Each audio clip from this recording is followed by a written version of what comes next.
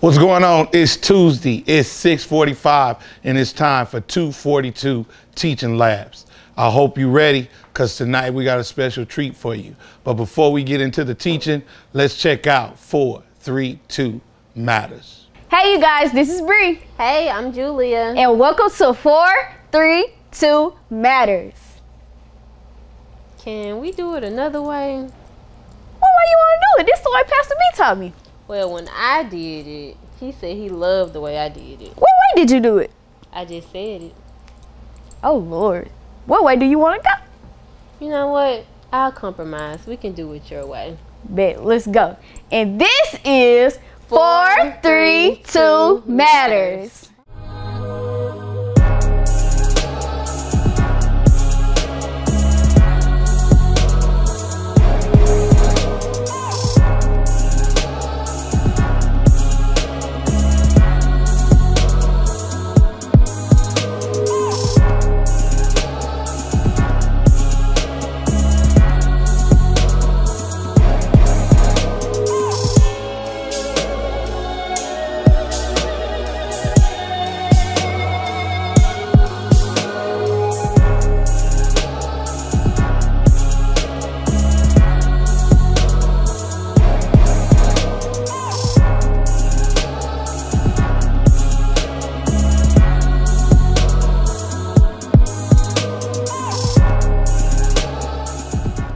There are so many ways that you can stay connected to The Common. You can catch us on Facebook at The Common Memphis. You can catch us on Instagram at The Common 432. You can catch us on our webpage at common432.com.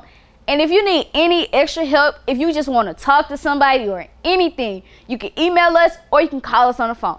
Our email is admin@common432.com and our phone number is 901-264-1489. Stay connected. We want to be able to connect with you. Here's what I need you to do. Text 432-CONNECT to 474-747. We can't wait to hear from you all. Make sure you guys stay connected with The Common throughout the week, okay? Catch us Mondays at the table, 10:45. At the tables is where Pastor B, he just explains everything that happens Sundays. If you don't get it, you can get it even more deeper. Mondays at the table, 10:45. Then you can catch Pastor B two times. Catch Pastor B 2 times. Pastor B for real. On Tuesdays at 12:45 and on Thursdays at 11:45. Make sure you do that. At The Common, we do something different on Fifth Sundays. Every Fifth Sunday, we go out into the community and serve the community of Orange Mound. Here's a snippet of what we do on every Fifth Sunday.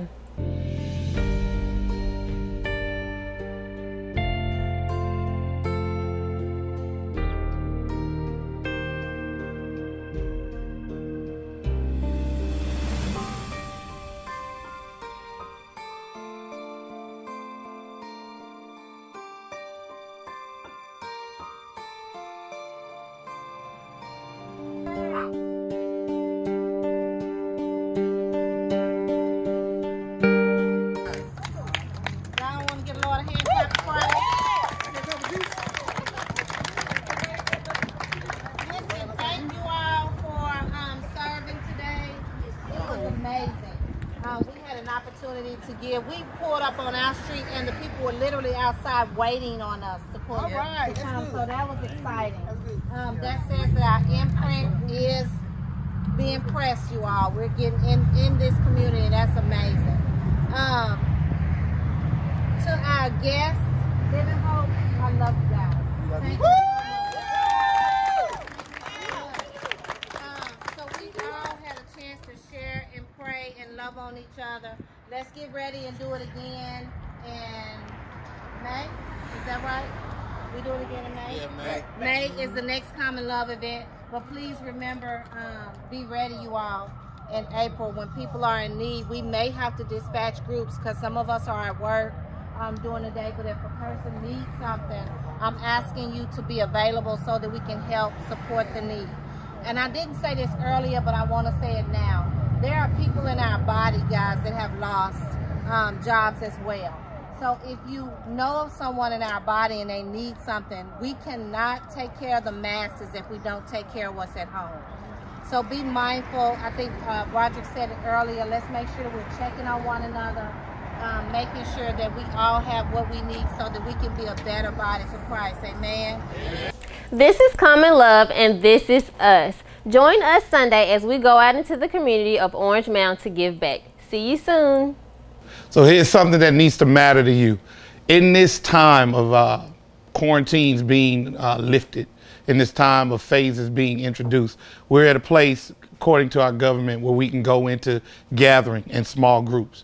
And so what I'm looking at, what I want you to consider doing, is being a part of something that the Common is going to introduce in the month of June. It's a thing that started us. It's called Brunch and Bible. And I just want to whet your appetite, because I'm going to come back and we're going to talk later about how you can get connected to the experience. So check out this video, because we did a little pilot, little test, so you can see the beauty of Brunch and Bible. And instead of you getting down there and getting dirty with him, you look at him and say, you can't get into that. It requires you, according to Proverbs 31, to be okay with getting your hands dirty. Why? Because that's the reflection of Jesus Christ. You don't believe me? Watch the Bible. The Bible says that in eternity, God had a conversation with himself about you. If you know anything about you, know where he found you was a big old bowl of mess. And in him being who he was, he decided to take his clean hands and get in your mess. Why? Because he understood you needed it. And there are some women who need to understand that if you are the continuation of what God has intended for a man so that he can fulfill his purpose, then your hands got to be free. So that you can help me. So that you can do the things that I cannot do on my own. And if you can't push me, if you can't direct me in the direction in which God intended for me to go, I don't need you. And that's for a brother out there that's been dating a church girl, but she don't want to do what the Bible says. That's the one you leave at the door. Because she ain't the one who got the virtue. And you got to find the one who possesses the virtue.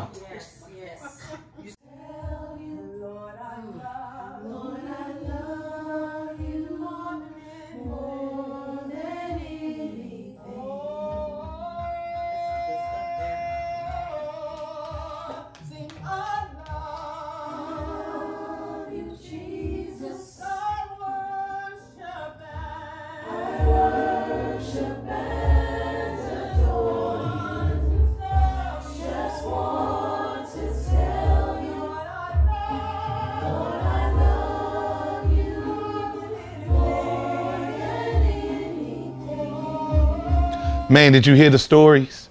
Did you see the beauty of community? And all of this happened in a safe environment.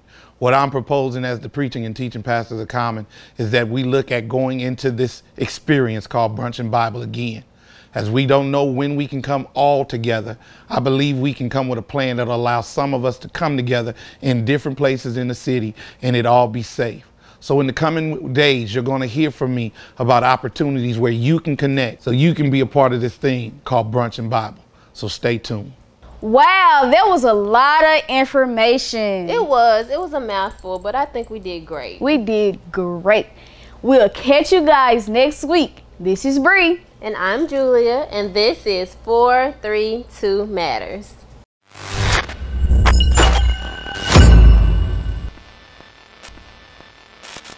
So, if you didn't know, this month, the month of May at the Common, is Women's Emphasis Month. And so on Sundays, I've been teaching about She's Gotta Have It. And what I wanted to do with the Tuesday teaching labs is I wanted to give opportunity to individuals within our body from the female side of things to share a female perspective in this teaching that I'm doing about a real God. So last week, you would have saw Bridget Bowman. Tonight, you get to see one of my young disciples, my young gunners, Amber Holmes, and she breaks down the story of Ruth in her own God-given way. So I hope you're ready for a new experience and a new thing that's coming to you from the Common. Check out Amber. Hey guys, my name is Amber and I'm a member of the Common. So today I'm over the teaching lab. I know, right? I'm super nervous, but bear with me. We already prayed up, so let's get into it. So today we'll be coming out of Ruth, and the title of our message today is A Woman Finding a Real God. So to start out with, first off, you know, what does it mean for a woman of God to be for real? So for starters, let's separate the two, the real and the fake. So what real is. So a real woman is a woman that's out here doing it for real. A woman that is taking the word of God and applying it, you know, turning and just applying the word to her life because it compels her to want to be better. It is walking in faith in pursuit of God's will for your life, and it's constantly changing and evolving for the better. And you know, I'll give a me example. So I've known Pastor B for a while now, and I came to this point in my life where I feel like God was telling me, you know, let's reach out to people, you know, like people who can possibly like be a mentor to you in every aspect of your life, career-wise, spiritual-wise, and so on and so forth. So Broderick instantly came to my mind. I remember he was a pastor and he helped me so much, you know, back in the day when I was on a basketball team at the University of Memphis. So I'm like, okay, how can I reach out to this man? I have his number, like, what can I do? So I remember that he used to have services on Sundays at the Avenue Coffee Shop. So I'm like, okay. So I popped up at the coffee shop trying to see if they would have had his information by any chance. And when I did go, I talked to the manager and stuff there, whoop de whoop, and he ended up giving me his email address. So I emailed him, and just like that, he emailed me back, and I was able to kind of get connected. We touched bases, and it's been up ever since. So that's my example, and now we're gonna move to the fake. So what does it mean? Well, what does it look like to be fake per se? So I say it's stagnant, you know, people that go to church, Bible study, you name it, and don't really necessarily apply it to their lives. They don't turn, you know, it's the same cycles, everything on repeat. It is, by popular definition, insanity, really, and it's doing the same things over and over, expecting a different result. And we can look, the Bible gives us an illustration of this. In Proverbs 26:11, it says, dogs return and eat their vomit just as fools repeat their foolishness. So on that note, now that we have a comparison between real versus fake, let's take a moment to reflect. Are there any ways and things that you can implement to be more real? And also, have I or have you been an advocator of insanity? Let's take a minute. And we're back. Hopefully you guys had enough time to discover amongst your groups and distinguish between the real and the fake. So, no cap, you know, dogs returning to the vomit, that's deep. And that's definitely one of those moments where the Bible reads you back. It's definitely a universal illustration, and it hits all areas of life, whether it's that toxic relationship we regret returning to, unhealthy habits, you name it. I'll even share another me example and my experience with smoking marijuana. It was definitely one of those things where I didn't like the person that I was starting to become, so I had to choose, turn, and act accordingly from that point on. And if you think about it and you look at it, the fake lifestyle completely counters what God wants for us. Before even like knowing the verses, knowing these certain verses that as Christians like are stuck in our head, for instance, Jeremiah 29:11, it says, God has plans to prosper you and not to harm you, plans to give you hope and a future. And Ephesians 3:20, where it talks about blessing us exceedingly abundantly above anything that we can ever think and ask. So a fake person, you know, they don't live their life by obedience. So a fake person will only see these verses one-sided, you know, oh, I want to be blessed exceedingly abundantly, or, you know, God wants to prosper me, and you know, only at all the benefits, instead of them applying a simple ABC: accept, believe, and confess. But God also gives us a choice. He gives us the first 24 each day to choose the real or the fake. Deuteronomy 30:19 says, "Today I give you a choice between life and death, between blessings and curses. Now I call on heaven and earth to witness the choice you make. Oh, that you would choose life so that your descendants may live." And that's exactly what we'll explore in Ruth today. She was a real woman that was for real about finding a real God through her faith and obedience. Okay, so let's get into it. So since we're talking about Ruth, I'm going to give like a little pretext and context into the story pretty much. So the story of Ruth begins with a family initially from Bethlehem, also known as the House of Bread, who, when their crops failed, the father or the husband, I'm gonna call him E because I can't really pronounce his name, but it does start with E.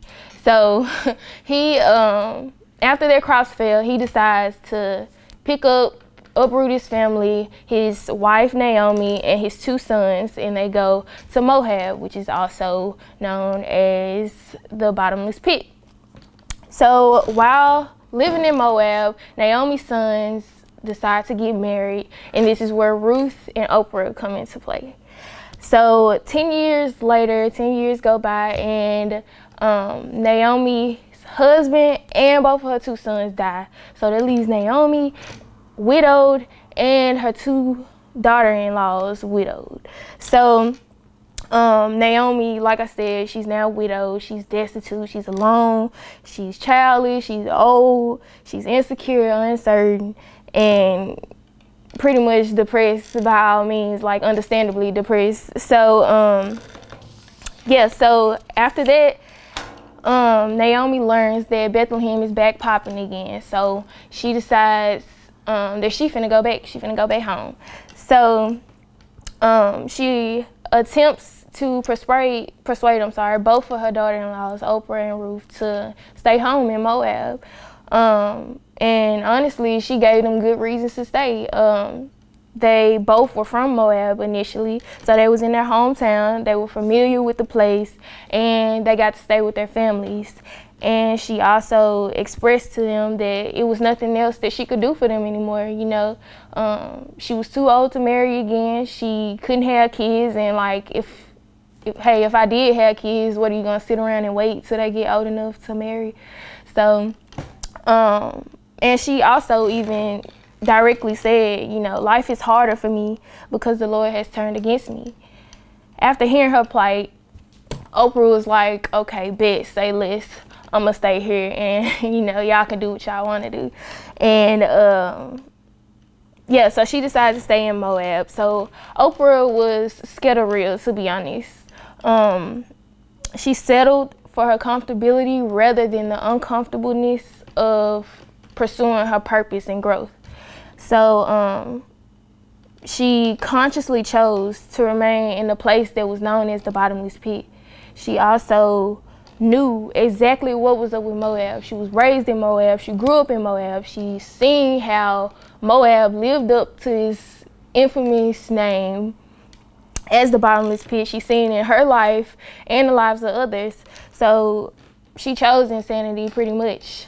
And Ruth, on the other hand, was adamantly insistent in staying with Naomi. She said things like, I'll go wherever you go, your people will be my people, and your God will be my God.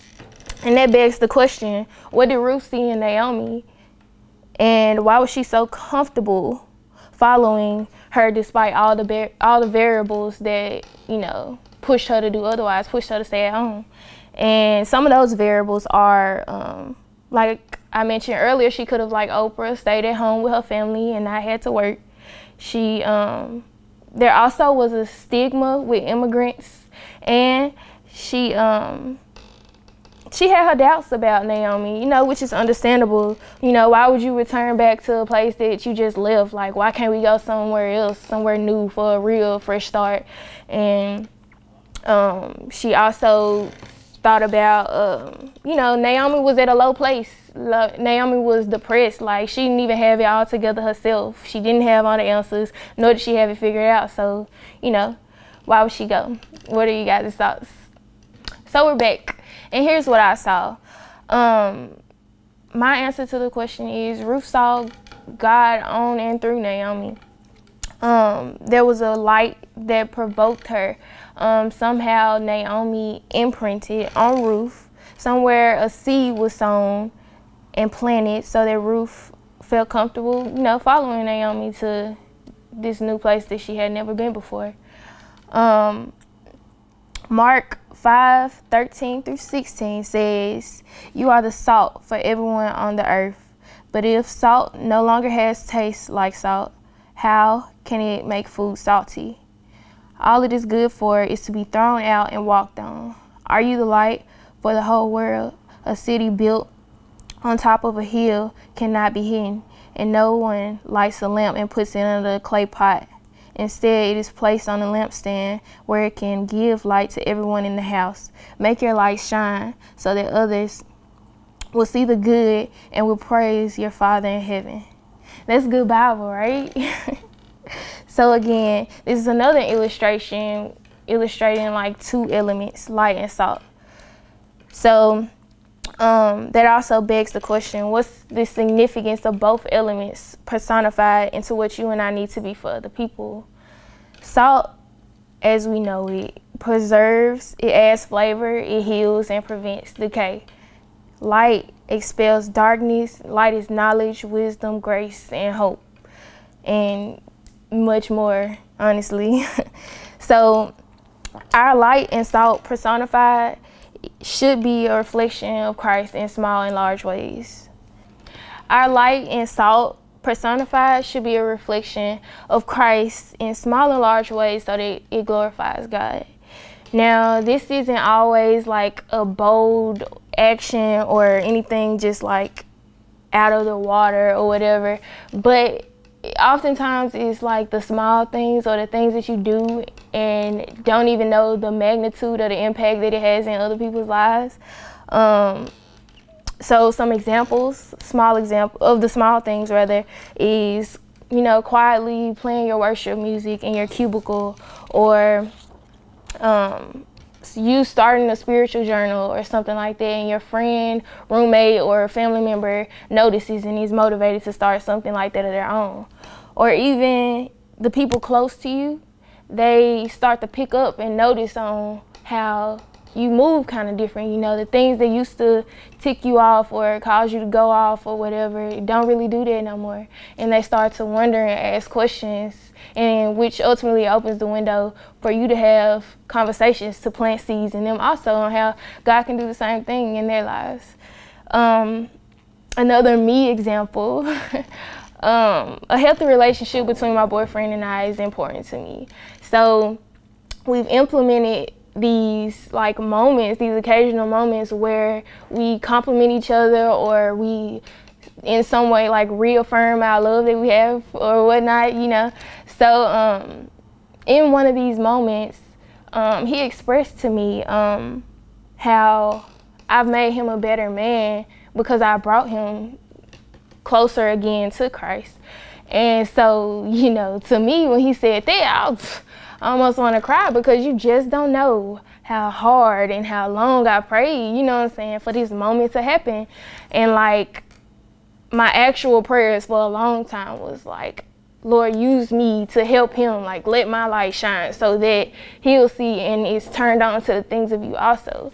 So I spent a lot of time, you know, like freaking out initially, like I knew this was something that I had to do and something that had to take place, but freaking out to the extent of, oh my gosh, like, how am I gonna do this? What's the first step to even making this happen? Like, I used to freak out, and I even told Pastor B about it or whatever, but he kind of helped me through it and realizing, you know, just be myself, you know, everything that I usually would do, you know, in my walk with God and seeking God out, and in my day-to-day routine of things or whatever, what have you, me going to church and asking him to come along, you know, all of that initially played a part in my light eventually leaking onto him also.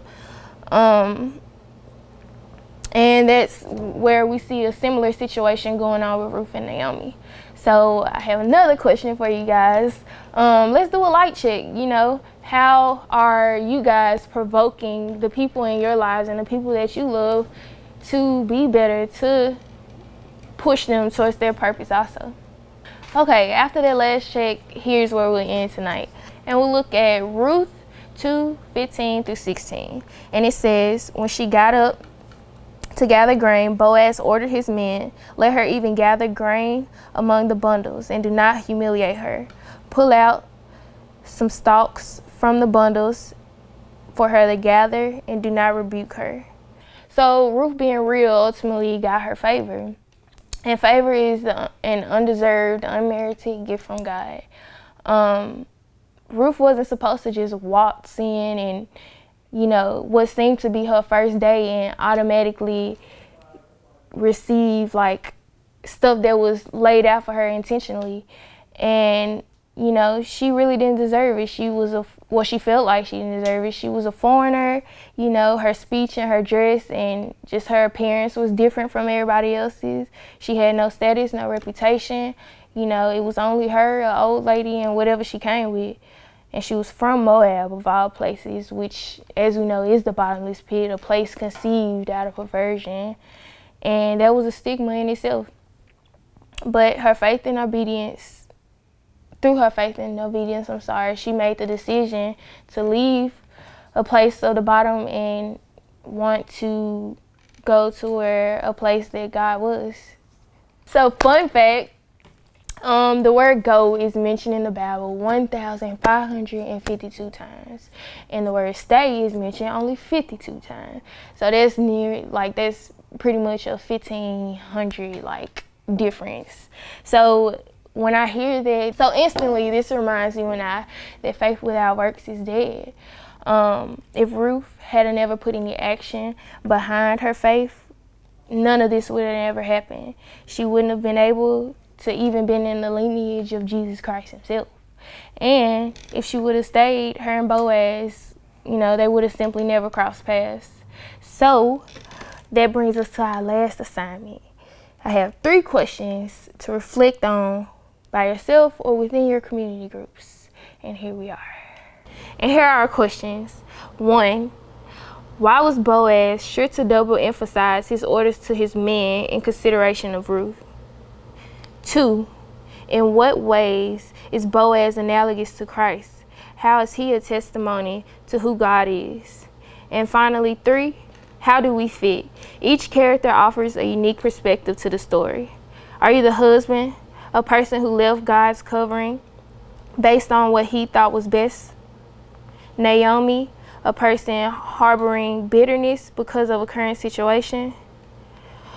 Oprah, a person afraid to walk by faith or wanted to stay in the comfort of familiarity and choosing insanity? Or Ruth, a person that there are things and areas that God is calling you away from? Are there any areas in your life where you can apply action to your faith? Do you have the courage and faith to be obedient and trust God with the outcome? Or are you Boaz? Are there people in your life in proximity that you need to be a representation of Christ for? And again, I'm Amber, and I hope my piece on Ruth was very inspirational and a blessing to you all. And that's it. I'm out. Thanks. Man, what a gift.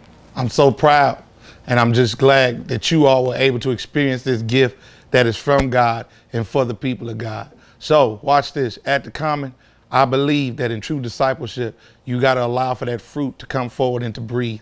And so tonight you experienced the breathing, the birthing of a ministry and a young lady who is desperate to be with this God that, as Ruth found out, is real. So I hope y'all enjoyed it. Make sure y'all had the conversation. Do your part to allow these community moments to be real for you, because we live in a time where it's a world needing to know how real is God. Man, I'm glad you were here. Catch us next Tuesday as we do this lab thing one more time. Y'all be safe.